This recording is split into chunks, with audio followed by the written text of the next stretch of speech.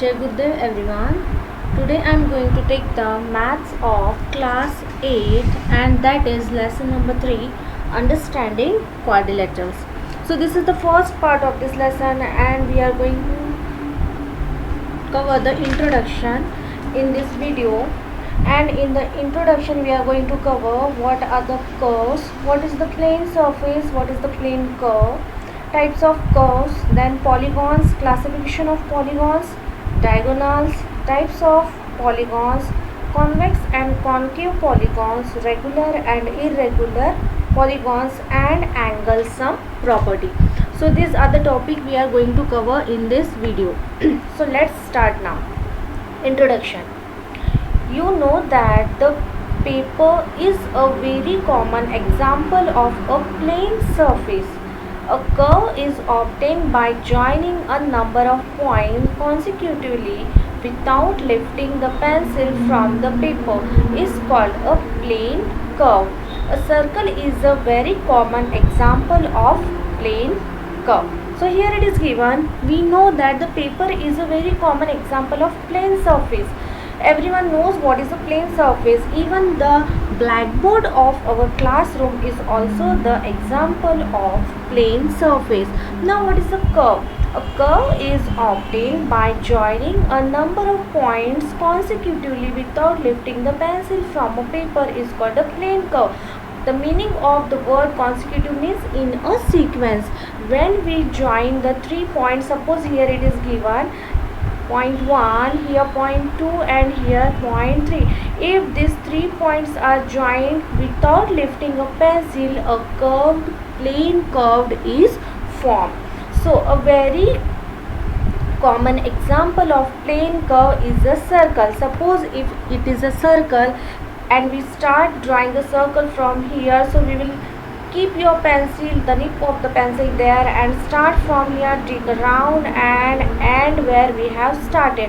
So this is the very common example of the plane curve and that is the circle. So everyone, I think understand what is a plane curve. If we draw a curve by joining the points without lifting a pencil, then a curved plane curve is formed. Then match the following. So here some figures are given and we have to identify from that figure what are the types of curves they are. In that figure actually the curves are given and the 4 different types of curves are given, and here the given the types of that curves, but it is not right, we have to match them. So here first it is given a curve and we can say that it is a simple curve and it is a open. So the matching for it is, that is C, simple curve that is not closed. Then the second one is also a curve but it is a closed curve but which is not a simple. So we can say it is a closed curve that is not a simple. Then the third is given circle, and circle is a curve but it is a closed. So we can say A, it is a type of A, that is a simple closed curve. Then 4, it is also a curve but we can find that this curve is closed but it is not simple. So the match for this is D, not a simple curve. So I think everyone understand what is this and what are the types of curves they are and how to classify them in different types. Then next is polygons. So what is a polygon? When it comes to the understanding quadrilaterals, here we have to find out the different types of polygons. So here given that a simple closed curve made up of only line segment is called a polygon. What is given here? A simple closed curve made up of only line segment. Here you have to point out that only line segment is called a polygon. So when a closed curve is given which is made up of only line segment, then we can say it is a polygon. So here 2 types given, here the curves that are polygon and here it is given curves that are not polygon. So here you can find out all the curves are closed and all they are joined with the line segment. So that is called the curves that are polygon. Then here next it is given curves that are not polygon. Why it is given that are not polygon? They all are the polygons which are made up of line segment, but they are not closed. They are not closed. So here we can say these are not a polygons. Then next is classification of polygons. So now we have to find out that how the polygons are classified. We classify the polygons according to the number of sides or vertices they have. So always remember, the classification of polygons is done according to the number of sides of the polygon. So here first is given the number of side and the classification, and the simple figure means how it is classified. So if the number of sides are 3, if the number of sides are 3, then we can say it is a triangle, and this is the figure of the triangle. So according to this, if the number of sides are 3, then we can say it is a triangle. This is how the classification is done. Then if the number of sides or vertices, I think everyone know what is the sides and what are the vertices. Here these are the sides 1, 2, 3 and 4, and the vertices means where the line segment is joining, that joining point are called the vertices. So here the number of sides are 4 and the number of vertices are 4, so this is called the quadrilateral. Then if the number of sides or vertices are 5, then it is called pentagon. If the number of sides and vertices are 6, then it is called hexagon. So here you can see the number of vertices and number of sides are 6. Then if the number of sides and vertices are 7, then it is called heptagon. If the number of sides and vertices are 8, then it is called octagon. If the number of sides and vertices are 9, it is called nonagon. And if the number of sides and vertices are 10, it is called decagon. And if the number of sides are n, then it can be given as a n-gon. Next, what are the diagonals? A diagonal is a line segment connecting two non-consecutive vertices of a polygon. Just now I told you what is the meaning of consecutive. Consecutive means in a sequence, like 1, 2, 3, 4, 5. These are the numbers which are in sequence. So we can say these numbers are consecutive numbers. So here it is given a diagonal is a line segment. A diagonal is a line segment connecting two non-consecutive vertices of a polygon. Means if two non-consecutive vertices are connected with a line segment, then that is the diagonal. So here it is given a diagonal is a line segment connecting two non-consecutive vertices of a polygon. So here it is given a polygon. We can say here the number of sides are 4, and if the number of sides are given 4, then it is called a quadrilateral. Okay, so here it is given quadrilateral. We can say it is given figure P, Q, R, S.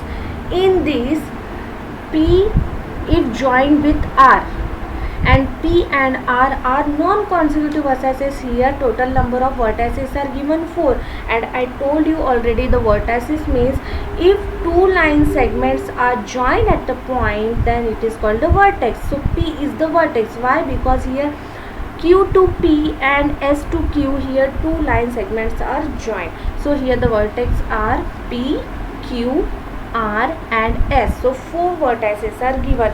So if two non-consecutive vertices are joined, so here consecutive means P after Q, it is called consecutive, but here P after R, it is called non-consecutive because they are not in a sequence. So if two non-consecutive vertices are joined, then it forms a diagonal. So here the diagonal is P, R and Q, S. Two diagonals are given. The next figure, it is A, B, C, D and E. So the number of diagonals are how many there, that we have to find out. So here we know that two non-consecutive line segments if joined, they form a diagonal. So here we can say the diagonals are A, C, A, D, B, D, B, cannot repeat here. We cannot say EC is also a diagonal and C is also a diagonal, because AC and EC are same. So we can say EC. So the number of diagonals are here 5. Then in next figure, here number of diagonals are given 2, that is K to M and L to N. So here you can notice that the 2 diagonals are how it is given. The diagonal K and M is in the interior part, and L and N is in the exterior part. Means these are the vertices. Vertices are here L, N and K. If 2 non-consecutive vertices join, they form a diagonal. So here K will join with M. This is one diagonal, and L is joined with N. This is also a diagonal. But the difference is that here one diagonal is in the interior part and the another diagonal is in the exterior part. So here I have written here what are the types of diagonals. You note down just. Then is PQ a diagonal? No, PQ is not a diagonal, because they are not in a consecutive form. Then what about Ln? Are they a diagonal? Yes. So Ln is a diagonal. Then next, you already know what we mean by interior and exterior of a closed curve. So here 2 closed curves are given which are same, but here what is the interior and what is the exterior, that we have to find out. So here the interior in this closed curve figure, interior means the inner part, means whatever inner portion of the figure, that is called the interior part, and whatever outer portion is the figure is there, we call it as a exterior part. So in a simple way, interior means whatever is given inside, and exterior means whatever is given the outside of the figure. Then types of polygons.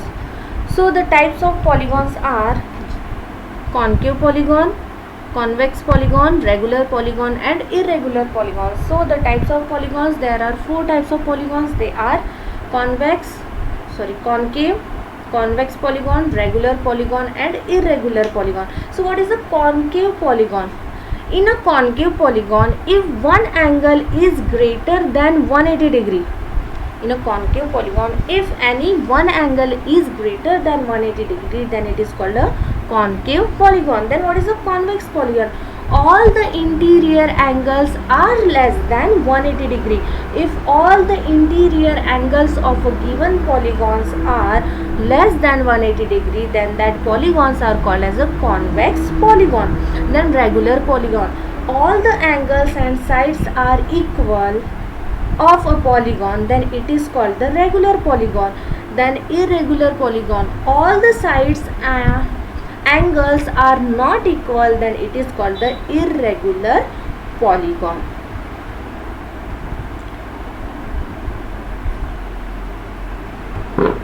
The next, convex and concave polygon. So just now I explained you what are the convex, concave, irregular and regular polygons. So again in detail we are going to see it with the given figures.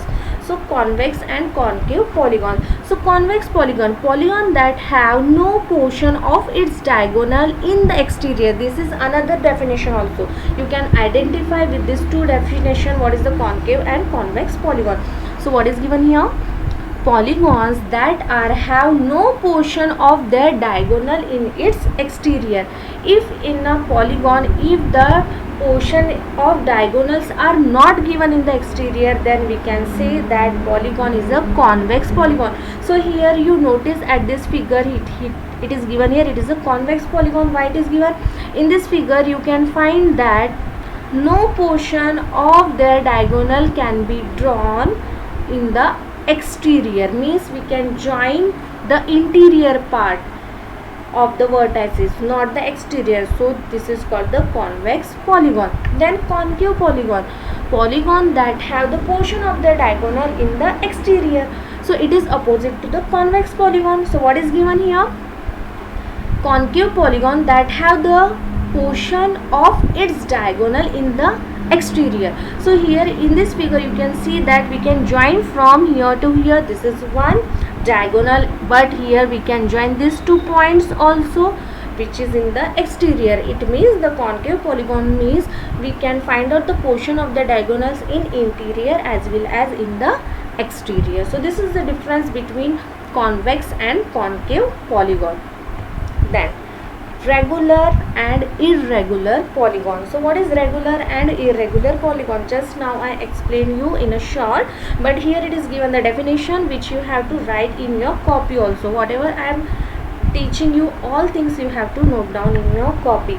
So the regular polygon. A regular polygon is both equiangular and equilateral. For example, a square has sides of equal length and angle of equal measures. So the regular polygon is both equiangular and equilateral. So equiangular means all angles are equal and equilateral means all sides are equal. If a polygon is given with equal sides and equal angles, then we can say it is a regular polygon. And here the best example is given the square. So here you find the square, where we know that in a square all angles are 90 degree and all sides of a square are equal. Here it is given the equilateral triangle, where we can find all 3 sides of a equilateral triangle are equal, even all angles are of measure 60 degree. Here also 2 more polygons are given. It is called a pentagon because 5 sides are given. So here in a pentagon all angles are equal and all sides are equal. This is the hexagon with 6 sides, all sides and all angles are equal. Then what is the irregular polygon? A irregular polygon is equiangular but not equilateral, or it may be equilateral but not the equiangular. For example, a rectangle. Here it is given that a regular polygon may be equilateral but not equiangular, or it may be equiangular but not equilateral. It means if a polygon is given with equal side but not with equal angle, or with equal angle but not with equal sides, then we can say it is a irregular polygon. Or in other words, we can say a polygon with different angle and different sides is called the irregular polygon. So best example is given here, rectangle. This is the rectangle. You can see here in a rectangle all angles are of measure 90 degree, and in a rectangle opposite sides are equal. So here these 2 sides are equal and these 2 sides are equal, but all 4 sides are not equal. So we can say it is a irregular polygon. Then it is a right angle triangle. We know that in right angle triangle also all sides and all angles are different. Polygons that are not regular, we can find these polygons also not regular. It means they are irregular. Why they are not regular? Because you can find in this figure there are different size and different angles, means the size and sides and angles are not equal. Next, angle sum property. Now what is the angle sum property? In earlier classes you have learned what is the angle sum property. So again we are going to discuss here. The sum of the measure of the 3 angles of a triangle is 180 degree. We already know that what is the angle sum property of a triangle. The sum of all sides of a triangle is equals to 180 degree. The sum of all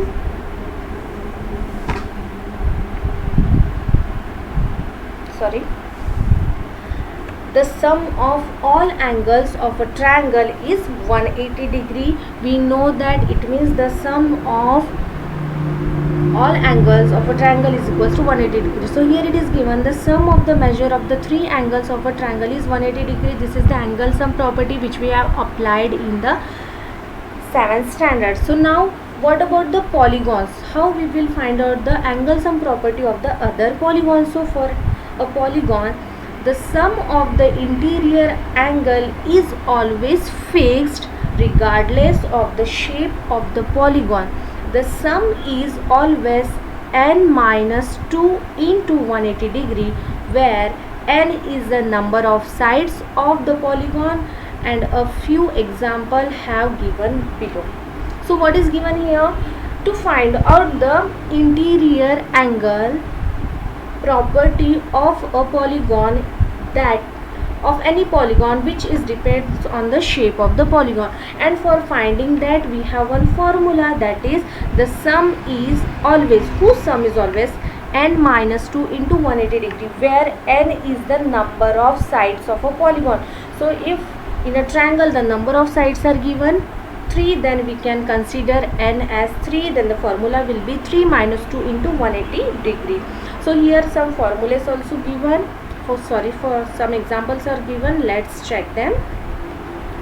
So the name of the polygon, if the name of the polygon is given triangle and the number of sides are 3, so what is the sum of the interior angle, means what is the angle sum property?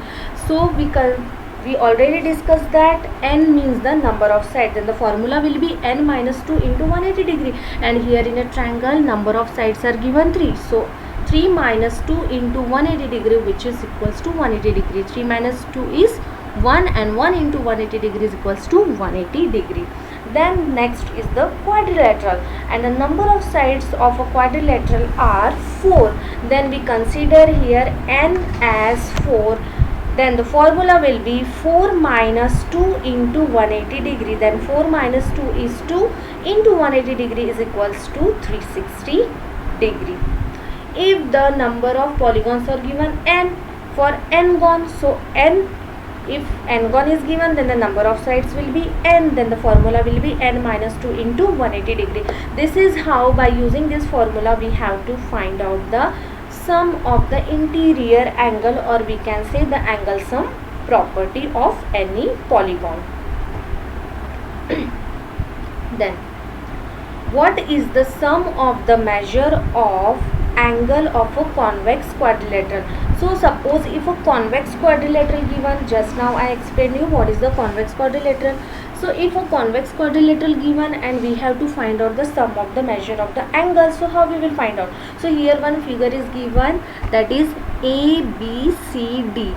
This is a convex quadrilateral, diagonals, triangle, using angle sum property. Now by using angle sum property we will find out, and here it is given a diagonal. So if we join vertex A and C, it will give a diagonal, so we can say AC is the diagonal. By drawing this diagonal we got the two parts of this quadrilateral, and which shows us the triangle. So it means here we got two triangles. So if we got here two triangles, that is triangle ABC and triangle CDA, sorry. So here we can apply the angle sum property of a triangle to find out the measure of the angle of a convex quadrilateral. So how we will find out? This is the quadrilateral, it is the angle sum property, so definitely we are going to add it.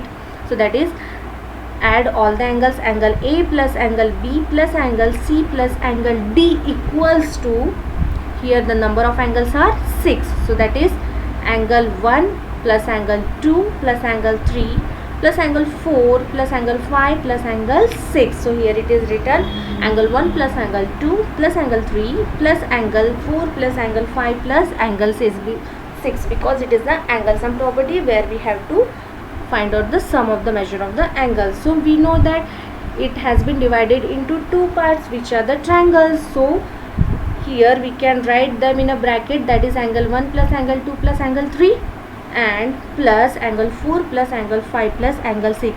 And if they are the triangle, we know that the angle sum property of a triangle is 180 degree. It means angle 1 plus angle 2 plus angle 3 is equals to 180 degree, plus angle 4 plus angle 5 plus angle 6 is 180 degree, and 180 degree plus 180 degree equals to 360 degree. So here we got the sum of the measure of the angle of the convex quadrilateral is 360 degree.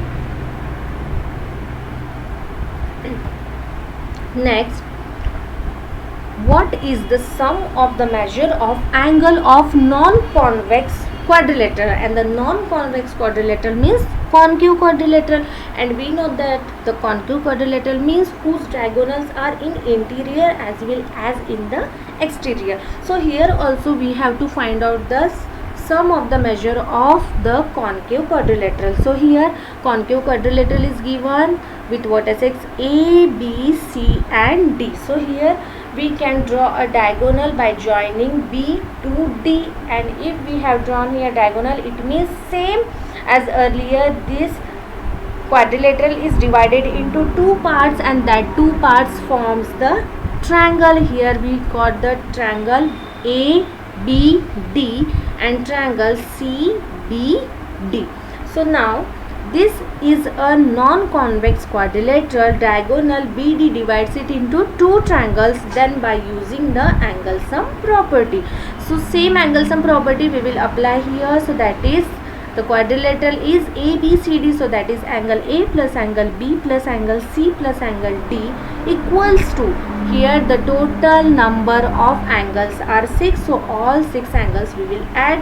So that is angle 1 plus angle 2 plus angle 3 plus angle 4 plus angle 5 plus angle 6, and we know that angle 1, 2 and 3 are in one triangle and angle 4, 5 and 6 are in another triangle. So we will add them, and we know that the angle sum property of a triangle is 180 degree. So that is angle 1 plus angle 2 plus angle 3 equals to 180 degree plus angle 4 plus angle 5 plus angle 6 equals to 180 degree. Then 180 degree plus 180 degree, which is equals to 360 degrees. So here we got the sum of the measure of angle of a non-convex quadrilateral is also as 360 degree.